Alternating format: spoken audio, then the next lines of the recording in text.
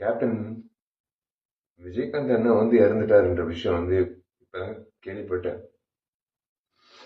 ஆனா என்ன மன்னிச்சிருங்க, முதல்ல என்ன மன்னிச்சிருங்க. நான் சத்தியமா இந்த நேரத்துல நான் உங்க பக்கத்துல இருந்து உங்க முகத்தை ஒரு முறை பார்த்து ஒரு காலத்தொட்டு கும்பிட்டு அவங்க கூட இருந்திருக்கணும். நான் வெளிநாட்டுல இருந்தது என் தப்புன்னு என்ன மன்னிச்சிருங்க.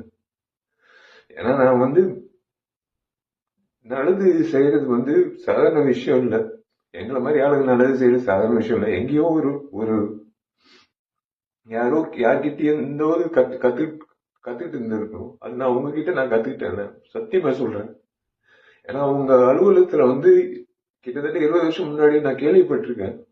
நான் நிறைய பேர் சொன்னது நான் கேட்டிருக்கேன். உங்க அலுவலகத்துக்கு யாராவது பசியோட வந்தா நீங்க சோறு போட்டு அனுப்புவீங்க. அதே தான் நான் நானும்